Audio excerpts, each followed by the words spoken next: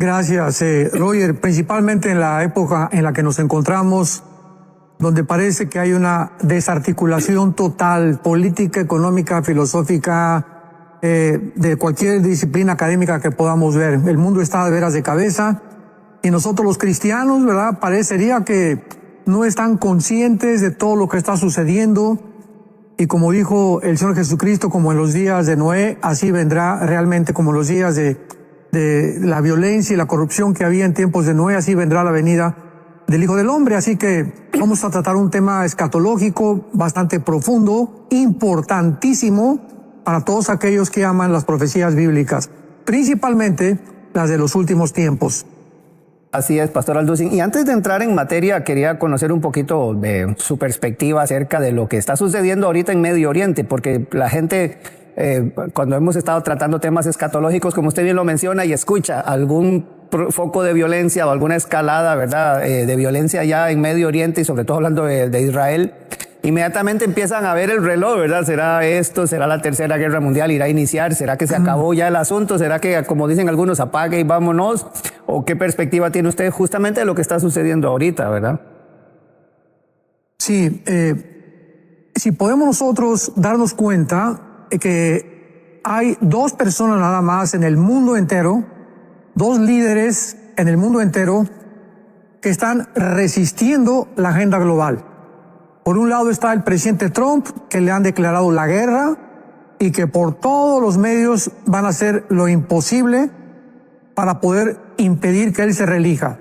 Independientemente del carácter de este personaje o el expresidente Trump, él está resistiendo completamente la agenda global en Estados Unidos. Y por otro lado, en el Medio Oriente tenemos a Benjamín Netanyahu. Benjamín Netanyahu ha decidido desde antes que fuera reelecto que él iba a bombardear a Irán. Él está consciente, él proviene de un padre militar, de hermanos militares. Cuando fueron a rescatar a los rehenes judíos en Entebbe, en África, su hermano fue el primero en morir, el hermano de Benjamín Netanyahu. Así que él es un hombre de guerra, es un hombre militar, es un hombre que conoce claramente que la única forma en la que Israel se va a defender va a ser militarmente. Y de esta manera él ha reconocido que Irán ahora es el primer enemigo de Israel, porque si hay alguna nación que continuamente sigue amenazando a Israel es Irán. Entonces Netanyahu dijo, en cuanto yo sea reelegido o reelecto, voy a bombardear Irán antes de que ellos nos bombardeen a nosotros. Nada más que entramos en un movimiento, vuelvo a repetir, donde Irán ya se unió hace menos de una semana con Arabia Saudita. Imaginémonos nada más eso. Entonces ya tenemos una unión de Irán, Arabia Saudita, Siria, Irak, Rusia, China y Corea del Norte en contra de Israel. Y la India, que está unida también a esta conglomeración de naciones. Entonces todas estas naciones y Estados Unidos inclusive están tratando por todos los medios de que Netanyahu no bombardee Irán.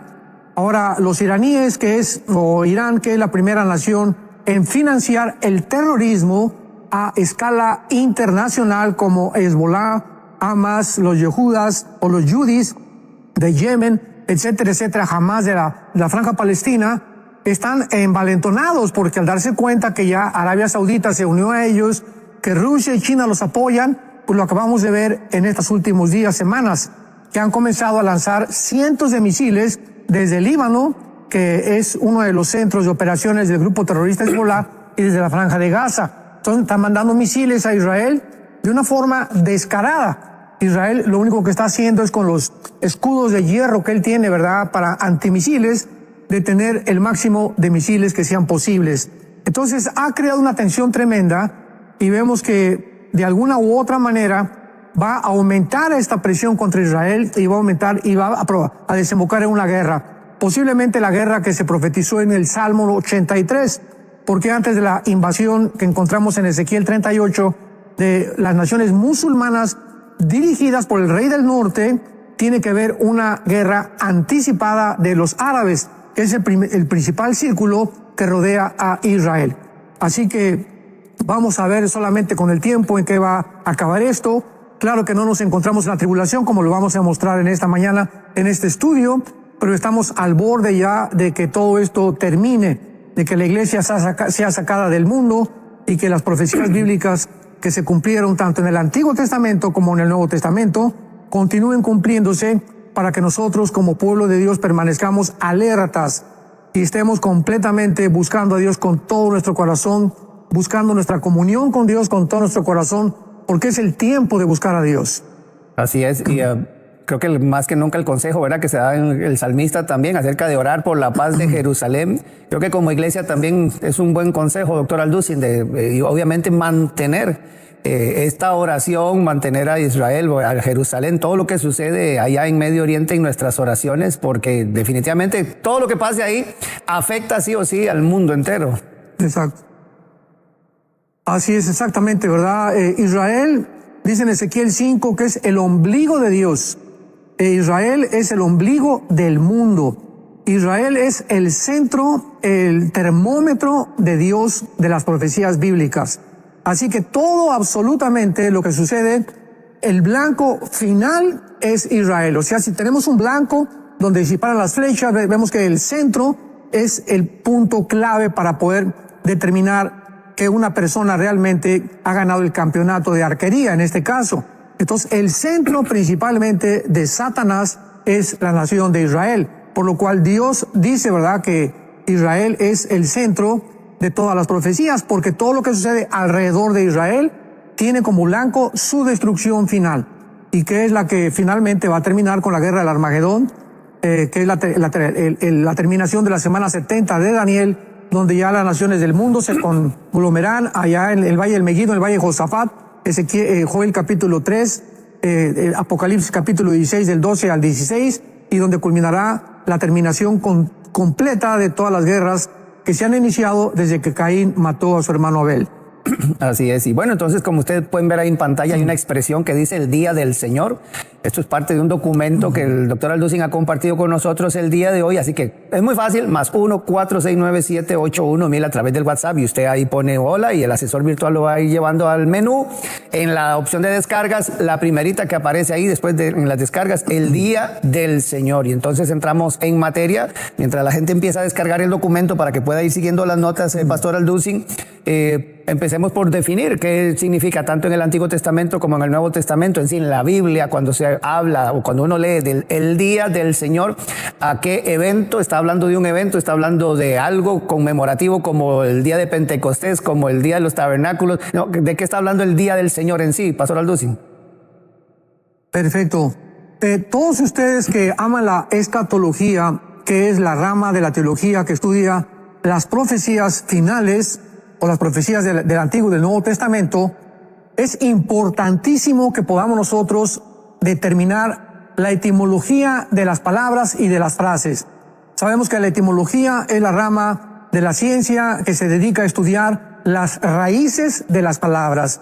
Entonces nunca podemos entrar a una discusión, nunca podemos entrar a un debate teológico con nadie si la persona que nos está atacando o la persona que está tratando de contradecir ciertas doctrinas de la Biblia no conoce el significado verdadero tanto de las palabras en su original hebreo como griego. Y así pasa con la escatología de la gran tribulación y de la tribulación.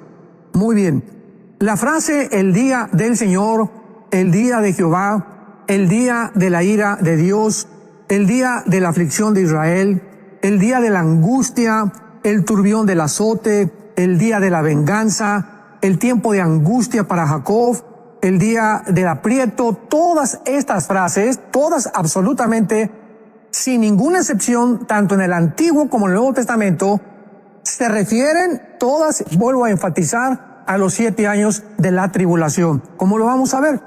Por ejemplo, en el Nuevo Testamento encontramos que se menciona el día del Señor, primera de Tesalonicenses capítulo 5, el día de la ira de Dios, Apocalipsis capítulo 6, capítulo 15, la hora de la prueba, Apocalipsis 3:10, el gran día de la ira del Cordero, la ira, la gran tribulación, la hora del juicio. Todas estas frases en el Nuevo Testamento también están refiriéndose a la gran tribulación. Mientras nosotros estas frases las saquemos de la gran tribulación y las apliquemos a otros contextos, nos vamos a equivocar gravemente dentro de la escatología. Así que es muy importante que nosotros podamos entender claramente a qué se refiere, porque todos los escritores, tanto del Antiguo como del Nuevo Testamento, usaron escatológicamente también para aplicarlo al juicio o al clímax del período de la gran tribulación, y que dará entrada inmediatamente cuando termine al reino mesiánico o a el famoso milenio. El día del Señor es uno de los más grandes hilos tejidos a través de las profecías bíblicas, y sin un claro entendimiento de esto, el plan de Dios para el futuro sería completamente oscuro. Por ejemplo, rápidamente, después de que examinemos otros pasajes, veamos estas verdades sintetizadas en el libro de los Hechos en el día de Pentecostés, capítulo 2, donde el apóstol está refiriéndose a una cita del día del Señor, y veamos la forma como aplica o donde coloca esta frase, el día del Señor. Dice el apóstol Pedro, que es el que está hablando en el capítulo 2 de los Hechos, versículo 17, pongamos mucha atención. Y en los postreros días, esta palabra escatos emera, en el original griega, escatos emera, es la misma palabra que se tradujo del hebreo al griego cuando se tradujo la famosa versión de la Septuaginta, que fue la traducción del hebreo al griego. En el Antiguo Testamento es la palabra acharit yom, que significa postreros últimos días, y que en todo el libro de Daniel, en todos los capítulos de Daniel, donde se hablan profecías o visiones del futuro, se usa la palabra escatos yom, y aquí se usa la palabra escatos emera. Así dice Pedro, en los postreros días, o sea, en los últimos días, hay que tener en cuenta esto: derramaré de mi espíritu sobre toda carne. Aquí está citando una profecía de Joel. Vuestros hijos y vuestras hijas profetizarán, vuestros jóvenes verán visiones, vuestros ancianos soñarán sueños. Y de cierto sobre mis siervos y sobre mis siervas, en aquellos días, derramaré de mi espíritu y profetizarán. Ok, hasta aquí este momento se cumplió en el día de Pentecostés, con el derramamiento del Espíritu Santo, como dice, sobre toda carne. ¿Qué significa esto? Que ya no era simplemente sobre los judíos, sino que ahora Dios iba a hacer una obra asombrosa, milagrosa. El Espíritu Santo sería también derramado sobre los gentiles, porque sabemos que el tiempo de los gentiles comenzó 600 años antes de Cristo, con la cautividad de los judíos en Babilonia por el rey Nabucodonosor. Entonces, aquí Pedro está citando el día de Pentecostés, algo que estaba en el libro de Joel, que más tarde vamos a leer. Pero notemos nosotros la otra parte de la profecía, versículo 10 y versículo 9, que ya tiene que ver con el final de los tiempos. Y daré prodigios en el cielo y señales abajo en la tierra, sangre y fuego, vapor de humo. El sol se convertirá en tinieblas y la luna de sangre antes que venga el día del Señor. La primera parte de esta profecía se cumplió hace 2000 años y se sigue cumpliendo durante todo este tiempo de la gracia, o esta dispensación de la gracia, con todos los gentiles que están recibiendo el Espíritu Santo. Pero Pedro cita la última parte diciendo: daré prodigios en el cielo y en la tierra, que se complementa con Mateo 24, 28 y 29, que está hablando de la segunda venida de Jesucristo. O sea, la segunda parte de esta profecía de Joel se cumple antes de la venida del Señor. ¿Cuál es esta antes de la venida del Señor? El tiempo de la tribulación. Así pues, vemos claramente que la relación y la convergencia entre los profetas del Antiguo Testamento y los apóstoles de Jesucristo fueron inspirados por el Espíritu Santo y no podían más que unos con otros complementarse para trazar bien la palabra de verdad. Entonces, el día del Señor como tal, doctor Alducin, usted lo pone aquí como el día justamente de la segunda venida, o está hablando exactamente de todos los acontecimientos que se unen, como lo está mencionando usted aquí en la profecía, de que el sangre, fuego, vapor de humo, el sol se convertirá en tinieblas, la luna en sangre, antes dice que venga el día del Señor. Entonces, ¿cómo se acomoda entonces justamente previo? ¿Es la segunda venida del Señor entonces esto? Sí, el día del Señor, el día de Jehová, el día de la ira, el tiempo de angustia para Jacob, repito, todas estas frases que usé al principio, todas están relacionadas con un periodo de 7 años, que es las 7 años de la tribulación. En estos 7 años de la tribulación es el día del Señor, es el día del juicio, es el día de la ira, es el día del tiempo de angustia para Jacob, es la tribulación que Jesucristo mencionó, que Pedro está mencionando antes de la venida de Jesucristo. El día del Señor son estos 7 años de juicio, el día de la ira del Cordero, que se inicia con los 7 sellos. Así que esto es muy importante que nosotros recordemos. Siempre que veamos esta frase o que se repite intercambiablemente de diferentes maneras en el Antiguo como en el Nuevo Testamento, se refiere a los 7 años de la tribulación. A ningún otro periodo, porque es hasta estos 7 años de la tribulación, que son los 21 juicios, las 7 sellos, las 7 trompetas y las 7 copas del libro del Apocalipsis. Cuando Dios descarga su ira sobre un mundo pecador, donde los judíos durante ese tiempo se van a convertir al final y reconocerán Romanos 11, 25 y 26 a Jesucristo, Zacarías 12, Zacarías 14, y lo recibirán como su Mesías. Así que todo esto es muy importante porque es como un rompecabezas. Y cuando ya vamos juntando todas las piezas, nos damos cuenta la claridad y nos damos cuenta que podemos seguir caminando y seguir buscando más piezas que conforme vayamos avanzando y el Espíritu Santo nos continúe iluminando otras piezas que faltan de acomodar para las profecías de los tiempos en que estamos viviendo. Así es, de hecho ya ahora que usted menciona lo de las copas, ya hay algunas consultas que empiezan a hacer nuestros televidentes acerca de esto, pero antes de empezar a ver también algunas preguntas, doctor Alducin, al leer porción de la escritura en Hechos está justamente haciendo alusión, como usted lo apuntaba, de la profecía de Joel, y en el documento que usted comparte, recuerde que usted lo puede descargar totalmente gratuito, porque así lo ha querido compartir el doctor Alducin en el WhatsApp de enlace, en descargas, el día del Señor, está el documento, usted nada más lo baja y ahí lo puede tener para que vaya siguiendo también este tema tan interesante. Y entonces usted menciona acerca de los profetas que hablaron acerca de esto, como el profeta Joel y otros que usted apunta aquí. Entonces tal vez, Pastor Alducin, para ampliar un poco más, irnos a estas profecías, lo que los profetas hablaron acerca del día del Señor. Claro, y conforme vayamos viendo, hay cantidad de profetas, vamos a abarcar unos pocos nada más para poder ir desarrollando el tema e ir corroborando, evidenciando realmente lo que anteriormente acabamos de decir. Por ejemplo, Joel, capítulo 1, versículo 15. Ay del día. Veamos que en todas estas expresiones se refiere a un tiempo de angustia, un tiempo de calamidad, un tiempo de juicio, y principalmente aquí está hablando sobre la nación de Israel.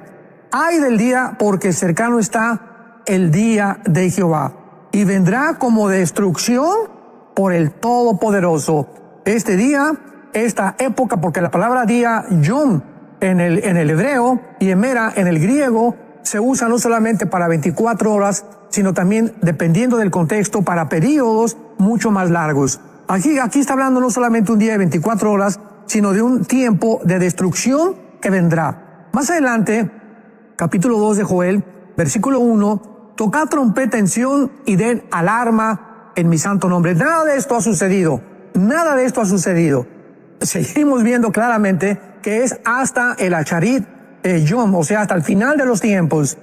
Tiempo también a todos los moradores de la tierra, porque viene el día de Jehová, porque está cercano. Ahí se está profetizando, ¿verdad?, como algo futuro. Versículo 11, capítulo 2 de Joel. Y Jehová dará su orden delante de su ejército, porque muy grande es su campamento y fuerte es el que ejecuta su orden, porque grande es el día de Jehová y muy terrible. ¿Quién podrá soportarlo?, pregunta Joel. Y luego lo encontramos en el capítulo 2 también, versículo 31, que fue lo que citó el apóstol Pedro en Pentecostés. El sol se convertirá en tinieblas y la luna en sangre antes que venga el día grande y espantoso de Jehová. Vemos todos estos adjetivos: terrible, espantoso, día de oscuridad, tiempo de angustia, un tiempo en el que tiene que ser forzosamente el futuro y que corresponde a los apóstoles de Jesucristo del Nuevo Testamento. Así que todo esto que nos menciona Joel, ¿verdad?, pues es una frase que corrobora lo que hemos acabado de cimentar. Y todos estos eventos, por ejemplo, en Joel 2, 28 al 31, después de esto derramaré mi espíritu sobre toda carne, que es la profecía que citó Pedro. Todos estos se cumplieron parcialmente, porque cayó el Espíritu Santo, fue derramado sobre gentiles y judíos, pero falta, como dice, después, antes de que venga el día del Señor, que termina el día del Señor, comienza con la tribulación y termina con la gran tribulación, con la segunda venida de Jesucristo. El día del Señor ya no se extiende hacia el milenio. Ya en el milenio ya es un tiempo de paz, es un tiempo en el que ya las armas se van a forjar completamente para hacer armas de agricultura, como dice Isaías capítulo 2. Así que toda esta primera parte en Pentecostés y la segunda será antes de la venida de Jesucristo. El día del Señor, grande, terrible y espantoso. Entonces, cuando Pablo menciona lo de la final trompeta, ¿tiene que ver también con esto, Pastor Alducin, allá en Tesalonicenses, cuando dice, ¿verdad? ¿Tiene que ver esto? ¿Son eventos que son, por decirlo así, contemporáneos o cómo lo ve usted? Sí, es importante también esta pregunta, Roger, porque cuando en 1 Corintios 15, 31 al 33, Pablo está citando, he aquí os digo un misterio, que no todos vamos a morir, pero todos vamos a ser transformados. Recordemos algo, la doctrina del arrebatamiento de la iglesia, o lo que se conoce comúnmente en latín el raptarus, que se tradujo el rapto de la iglesia, es una doctrina que única y exclusivamente el Espíritu Santo se la reveló al apóstol Pablo. Esto nos muestra que ninguno de nosotros, como seguidores de Jesucristo, predicadores, misioneros, etcétera, etcétera, tenemos todo el horizonte de la verdad. Dios le revela ciertas doctrinas a Pablo, ciertas a Santiago, otras a Pedro, otras a Juan, como todo el amor, casi lo más, la esencia del amor se la reveló a Juan, primera, segunda, tercera de Juan, etcétera, etcétera. Y todo esto nos habla de que ninguno es suficiente, ninguno somos suficientes para poder creer que lo sabemos todo. Esta es la razón por la cual nos necesitamos como hermanos para unos a otros exhortarnos, corregirnos, porque muchas veces nos podemos equivocar, pero al mismo tiempo amar la palabra de Dios. Entonces, vemos claramente que esta situación de la trompeta significa no la trompeta última del Apocalipsis, porque muchos, cuando dice Pablo, a la final trompeta vendrá el arrebatamiento de la iglesia, 1 Corintios capítulo 15, pero no la trompeta del Apocalipsis, que es cuando viene el juicio final, porque son trompetas de juicio. Entonces, ¿qué tenemos que hacer? Bueno, recurrir al Antiguo Testamento, buscar en el diccionario bíblico, en la concordancia, la palabra trompeta, la palabra shofar, etcétera, etcétera, para descubrir que en el libro de los Números había trompetas que se usaban, porque todo el Apocalipsis, el 80% es el Antiguo Testamento. Todas las frases que se usan y los símbolos que se usan tienen su origen en el Antiguo Testamento. Así que las trompetas se usaban en el campamento cuando el tabernáculo fue erigido, para sonar con diferentes tipos de sonidos, para reunir al pueblo o para tocar alarma. Y había un toque de trompeta muy largo con el shofar que implicaba todo, porque en aquel tiempo no había Twitter, no tenían redes sociales, no podía Moisés reunir a casi 2 millones de personas para comunicarles un mensaje de que ya viene el enemigo o que necesito algo que me acaba de revelar Jehová. Entonces con las trompetas reunían al pueblo. Y el sonido de la trompeta final era la reunión del pueblo para anunciarles, vámonos, hagan sus maletas, recojan sus cosas, levanten sus tiendas de campaña, porque ya nos vamos de este lugar donde estamos estacionados. Muy bien. La Biblia les da a los judíos 7 fiestas, que son la Pascua, los primeros frutos, Pentecostés, el arrepentimiento de pecados, viene después las trompetas, viene Yom Kippur y tabernáculos finalmente.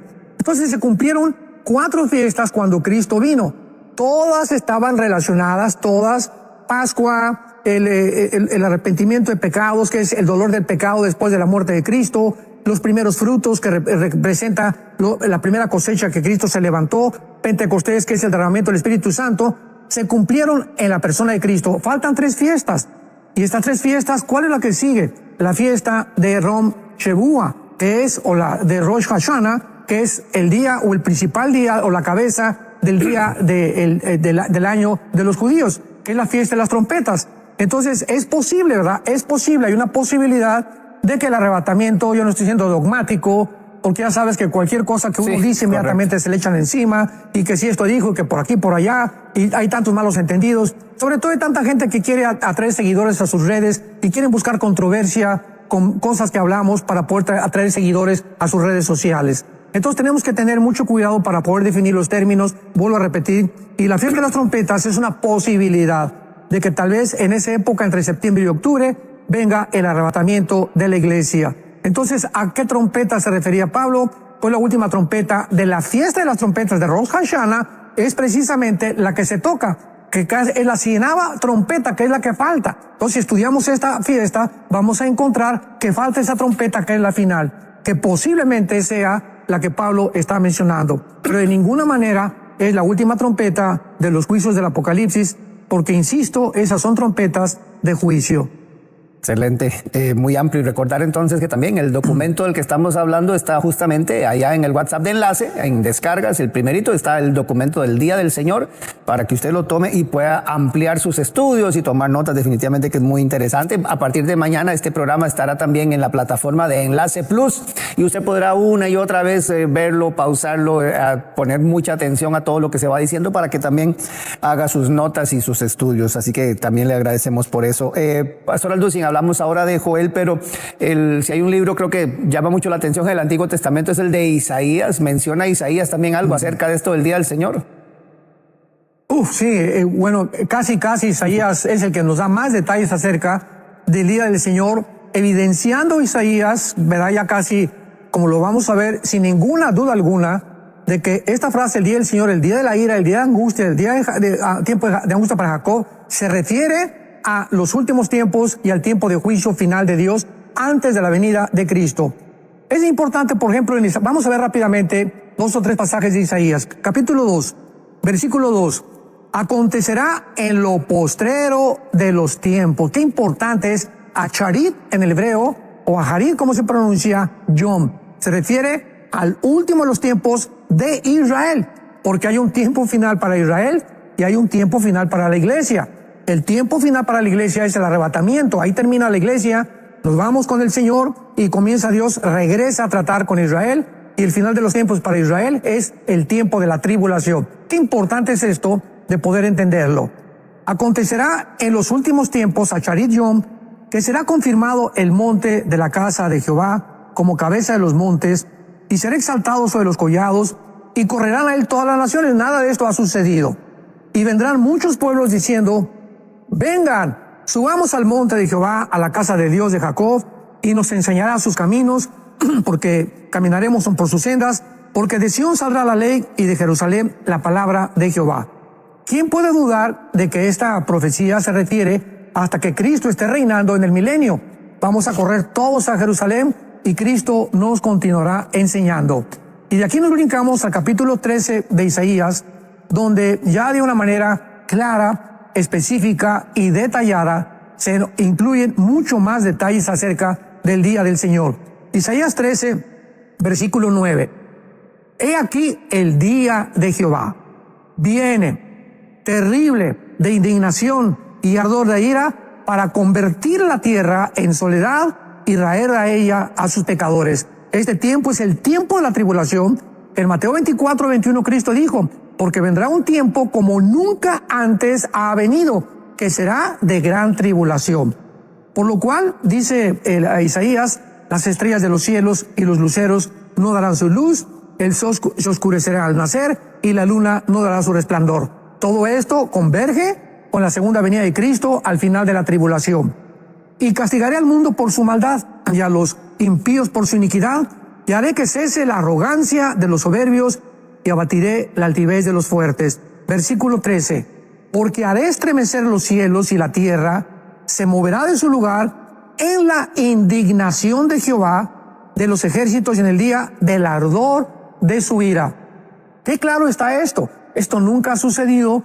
Esto es un tiempo futuro de juicio que solamente se menciona y se complementa en el libro del Apocalipsis con los 21 juicios de Dios que caerán sobre el mundo. Y finalmente, ¿verdad? Pues dice Isaías en el capítulo 13 también, versículo 19, que será el tiempo en que Babilonia caerá completamente como Sodoma y Gomorra. Babilonia o Irak, que es, Babilonia es el Irak, la nación de Irak, en el tiempo moderno, no será jamás habitada. Dormirán allí las fieras, en sus palacios aullarán hienas y chacales, que complementa Apocalipsis capítulo 18. Cuando caiga la Babilonia comercial, que es la que está hablando Isaías 700 años antes de que Juan escribiera el Apocalipsis, se refiere a que esta ciudad comercial que se levantará ahí en Irak y se convertirá en el centro comercial y en los cuarteles generales del anticristo antes de que él mueva, Daniel 11, 40 al 45, su tienda de campaña o sus habitaciones a Jerusalén.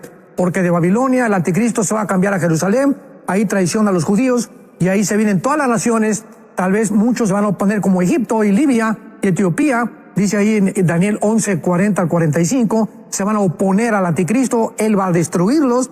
Daniel capítulo 7, y entonces vendrán los reyes del oriente, que tal vez serán muchas naciones del Medio Oriente en contra del anticristo o para tratar de destruir a los judíos en la guerra del Armagedón. Wow, impresionante. Otro de los profetas que usted menciona aquí, doctor Alducin, bueno, hay varios, en el documento hay varios, por eso usted tiene que tenerlo y descargarlo, pero otros de los a los que usted quiere llamar un poquito la atención es acerca del profeta Zacarías, que habla Zacarías justamente acerca de este tiempo, del día del Señor. Bueno, Zacarías es uno de los profetas que más detalles también dio juntamente con Isaías. Y por ejemplo, vamos a entender a Zacarías claramente porque hay una secuencia, el capítulo 12, 13 y 14, que ahí termina la profecía de Zacarías, muy importante, dedicada exclusivamente para Sharit Yom, para el tiempo final de Israel. Dice el capítulo 12, comenzando el capítulo 12, versículo 2. He aquí yo pongo a Jerusalén por copa que hará temblar a todos los pueblos alrededor de Judá en el sitio o en el cerco contra Jerusalén, cosa que no ha sucedido todavía. En aquel día pondré a Jerusalén por piedra pesada a todos los pueblos, todos los que la cargaren serán despedazados. Bien, que todas las naciones de la tierra, no solamente los árabes, todas las naciones de la tierra se juntarán contra ella, y en aquel día, dice Jehová, heriré con pánico a todo caballo. Vemos claramente que aquel día es el final, cuando las naciones se reúnan en la batalla del Armagedón. Versículo 6. En aquel día pondré a los capitanes de Judá como brasero de fuego. Otra vez, aquel día está hablando de cuando Jerusalén sea cercado por todas las naciones. Versículo 8. En aquel día Jehová defenderá al morador de Jerusalén. Versículo 9. En aquel día procuraré destruir a todas las naciones que vengan contra Jerusalén. Versículo 11, en aquel día habrá gran llanto en Jerusalén, como el llanto de Hadad y Rimón en el valle del Megido. Versículo 3, capítulo 13, en aquel tiempo habrá un manantial para la casa de David. Versículo 2, en aquel día Jehová de los ejércitos quitaré de la tierra los nombres de las imágenes, el espíritu inmundicia. Versículo 4, y sucederá en aquel tiempo que todos los profetas se avergonzarán de su visión. O sea, todos esos que dicen que profecía de Dios y que Dios dice por acá y por allá, se van a avergonzar de que estaban hablando de su propio corazón. Y dice la Biblia, cuando profetizaren, ni nunca más vestirán el manto velloso para mentir. Así que clarísimamente el profeta Zacarías menciona el día de Jehová en aquel día cuando las naciones rodeen a Jerusalén, que será la culminación del día de Jehová. Y en el capítulo 14, Zacarías, versículo 1 dice, he aquí el día de Jehová. Tenemos que reunir todos estos versículos para que veamos que está hablando del mismo tema. En aquel día de Jehová viene y en medio de ti serán repartidos despojos, porque yo reuniré a todas las naciones para combatir contra Jerusalén. Vemos otra vez que el día de Jehová se refiere al tiempo de la tribulación. Versículo 4, y se afirmarán sus pies en aquel día, que es la culminación del día de Jehová, cuando Cristo descienda sobre el monte de los olivos, se haga un valle como una cruz, de oriente a occidente, de norte a sur, y entonces Jesucristo baje con todos nosotros y con todos sus ángeles, Apocalipsis 19, para establecer su reino milenial. Versículo 9 termina diciendo Zacarías 14:9, y Jehová será rey sobre toda la tierra en aquel día. Jehová será uno y uno su nombre. Así que vemos nosotros con el profeta Zacarías finalmente de qué forma el día de Jehová, el día de la ira terrible, espantoso, el día del Señor por el apóstol Pedro en primera de Tesalonicenses. Permítame leerlo rápidamente para poder ya cerrar con llave esto. El apóstol Pablo, primera de Tesalonicenses capítulo 5, pero acerca de los tiempos y de las ocasiones, no tienen necesidad, hermanos, de que yo les escriba, porque ustedes mismos saben perfectamente que el día del Señor, vendrá como ladrón en la noche. ¿A qué se refiere Pablo con el día del Señor? Vamos y escuchemos. Que cuando digan paz y seguridad, vendrá sobre ellos. Cuando digan ellos, o sea, no la iglesia, cuando digan ellos paz y seguridad, vendrá sobre quién? Sobre ellos.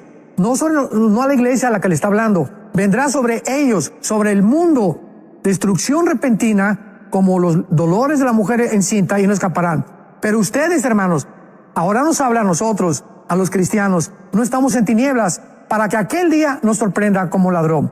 Porque somos hijos de la luz, no somos hijos de las tinieblas. Y dice el versículo 9, porque no nos ha puesto Dios para la ira. O sea, ya más claridad no se puede mencionar, tanto del Antiguo como del Nuevo Testamento, que seremos libres del día del Señor. Es el día de la ira, es el día terrible de confusión, de tinieblas, y seremos, dice Apocalipsis 3:10, seremos librados de la hora de la prueba que vendrá sobre el mundo entero. Dios no nos ha puesto para que atravesemos este día, este periodo de 7 años de la tribulación, sino para alcanzar salvación por medio de nuestro Señor Jesucristo. Amén, así es. Y en el documento usted menciona algunos otros profetas, como Abdías, como el caso de Amós y otros que usted también lo puede descargar, ya sabe, totalmente gratuito para que lo tenga y pueda ver estas notas, los pasajes y todos los comentarios que el doctor Alducin está haciendo. Pastor Alducin, ahí también algunos hermanos que están con algunas consultas y sobre todo en torno a esto, ¿verdad? Dice aquí don Aradisaí desde Ecuador. Dios le bendiga, doctor Alducin. Dice, según se está secando el río Éufrates. ¿Es parte ya de esto, de las copas que derramarán los ángeles? ¿Tiene usted alguna información al respecto, Pastor Alducin? Sí, definitivamente. Dice en Apocalipsis que cuando vengan los reyes del Oriente, ahora bien, se ha mencionado claramente que los reyes del Oriente se refieren a China. Aun cuando puede formar parte, sabemos que China está en el Asia Menor y en el Asia Central. Y el Oriente pues abarca siempre bíblicamente entre el río Éufrates y el río Tigris, que atraviesa por casi toda la nación de Irak y de Siria, dividen lo que es el Medio Oriente, o lo que se conoce como la Mesopotamia, que significa entre dos ríos, precisamente entre el Tigris y el Éufrates. Entonces, cuando dice los reyes del Oriente, se secará el río Éufrates para que vengan los reyes del Oriente a la Tercera Guerra Mundial, que se da en el Valle del Megiddo o en Israel, pues es lógico que ya tenga que comenzar a secarse. Si nos encontramos realmente en este tiempo final de la historia humana, donde Dios continúa sacudiendo nuestras conciencias, despertándonos para que le busquemos con todo el corazón, pues ya tienen todas estas evidencias de acontecimientos y esta sucesión de profecías que irse cumpliendo. Así que concretamente yo no tengo la menor duda que sea el inicio de esta sequedad que el río Éufrates acontecerá, que preparará el camino a los reyes del Oriente, aunque todavía no entramos a la tribulación. Don Milagros de Velázquez desde Venezuela dice, la pregunta es, de los 144,000 que se levantará el Señor para evangelizar, ¿será de diferentes naciones o estrictamente ahí de la región de Israel como tal? Sí, si leemos bien Apocalipsis 7, dice la Biblia en el versículo 5 de Apocalipsis 7, de la tribu de Judá, de la tribu de Rubén, de la tribu de Aser, de la tribu de Manasés. Algo que es importante de recordar es que 700 años antes de Cristo, 10 tribus del norte fueron llevadas cautivas a Siria. Y desde entonces muchísimos judíos inclusive y rabinos están de acuerdo en de que esas tribus se perdieron, que se mezclaron con otras naciones, con gentiles y con árabes, con chinos, con africanos, etcétera, etcétera.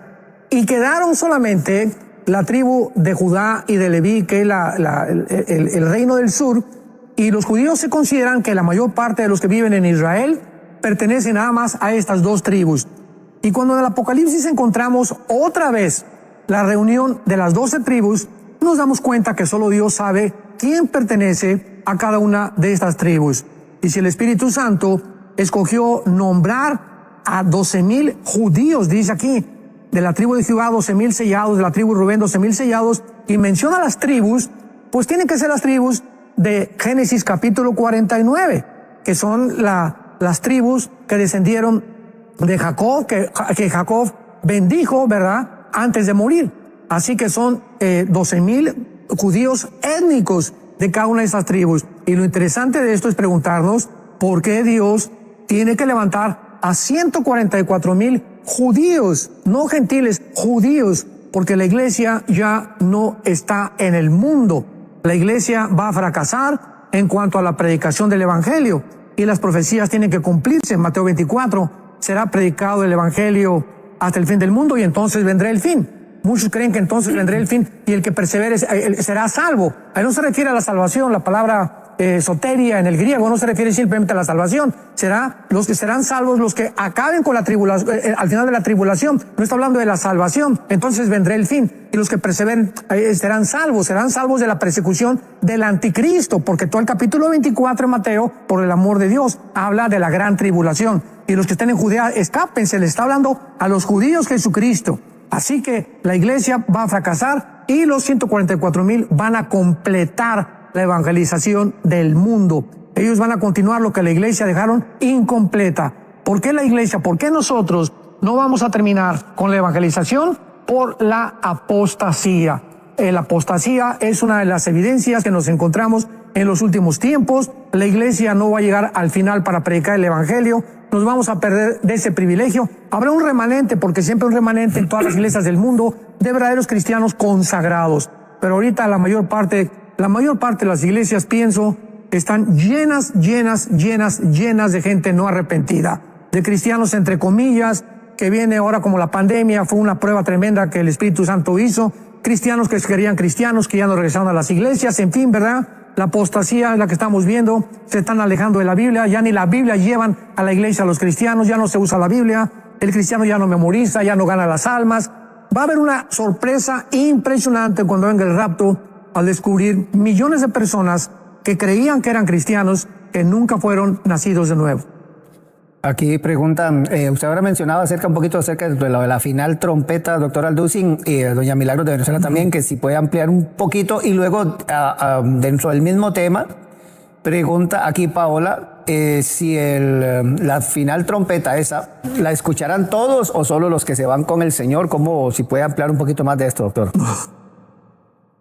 Sí, hace 3 o 4 días acabo de regresar de Oaxaca, al sur de México, una ciudad que yo les recomiendo visitar. Se considera en México la ciudad con mejor clima que hay y la mejor comida. Una comida impresionante, es una variedad gourmet increíble lo que hay de comida en la ciudad de Oaxaca. Y alguien me preguntó, un pastor, acerca de las señales de los últimos tiempos, y le conté en el aeropuerto, ya que me venía a casa, y me dice, ¿qué evidencia me puede usted dar ya de los últimos tiempos? Y yo le contesté francamente, y te lo quiero contestar de la misma manera. Yo ya no estoy buscando con todo mi corazón señales, sino estoy tratando de escuchar la última trompeta. O sea, ya las señales están abundantes por todos lados. Hemos hablado tanto de las señales, que hay evidencias de que nos encontramos en la última generación, al final de la historia, el día del Señor se acerca, etcétera, etcétera. Y ya estamos buscando el sonido de la trompeta. Este sonido no lo van a oír desde luego los que no son cristianos, sino simplemente nosotros. Y cuando lo oigamos, ¿verdad? Estaremos en segundos en el cielo, porque Cristo en el arrebatamiento no pone los pies en la tierra. En la segunda venida sí baja y pone los pies en el monte de los olivos. En el arrebatamiento subimos a encontrarnos con Él en el aire. Y así estaremos siempre con el Señor.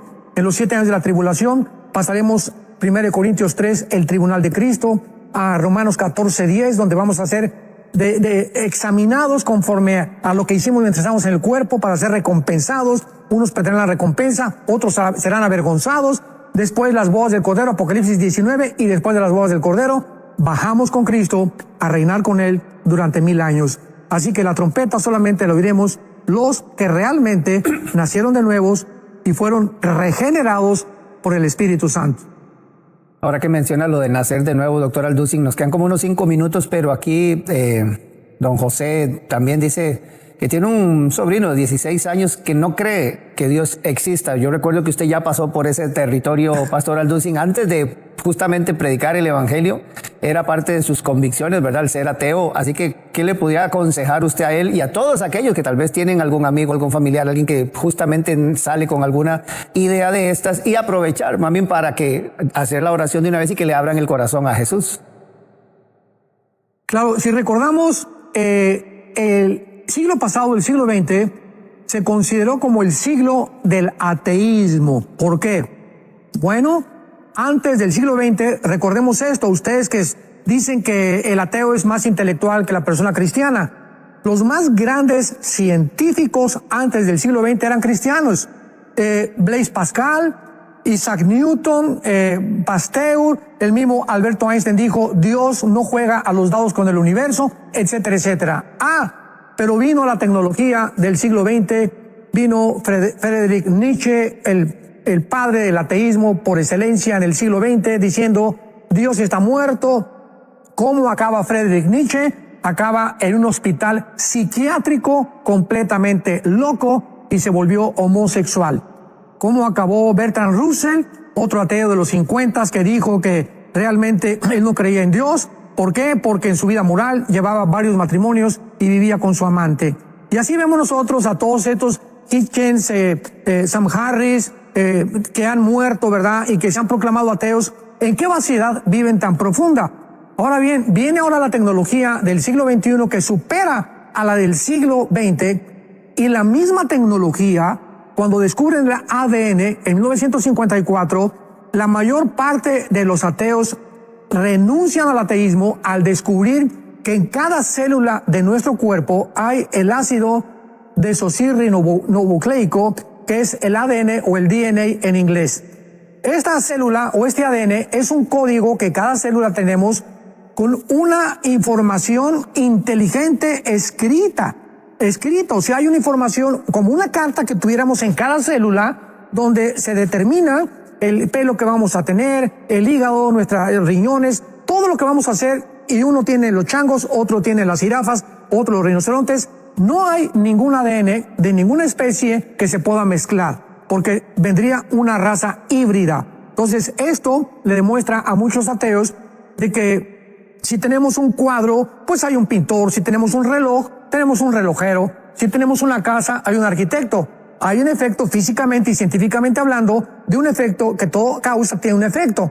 Toda causa tiene un efecto. Entonces, ¿quién fue el efecto? ¿Quién fue la causa que propagó o propició que el universo explotara, como dicen los ateos, en el Big Bang? ¿Quién fue detrás de esta explosión? Por el amor de Dios, la materia no produce el pensamiento. Entonces, mientras más avanzamos y más descubrimos, es una imposibilidad filosóficamente ya sostener que una persona sea atea. ¿Por qué? Rápidamente, porque una persona que me dice, bueno, yo no creo en Dios ni creo en nada, simplemente le digo, te estás contradiciendo filosóficamente, porque al decir, yo no creo que haya un poder superior que podamos someternos para obedecer y que Él haya regido nuestro destino, para mí no existe. En ese momento esa persona se convierte en Dios. Me está diciendo una persona atea, es que yo soy para mí Dios. Yo hago mis leyes, yo hago mis mandamientos, yo determino lo que es bueno y qué es malo, porque no me someto a ninguna deidad ajena a mí. Entonces, filosóficamente,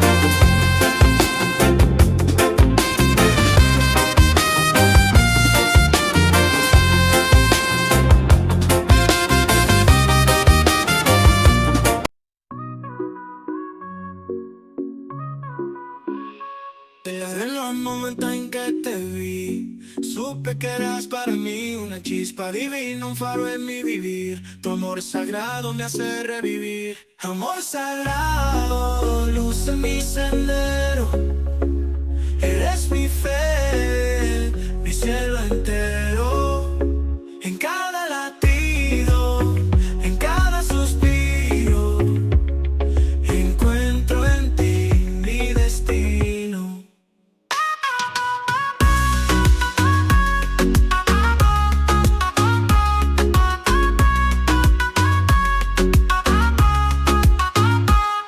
Tus ojos espejos de mi alma, en tu abrazo encuentro la calma. Eres mi refugio, mi paz, mi verdad.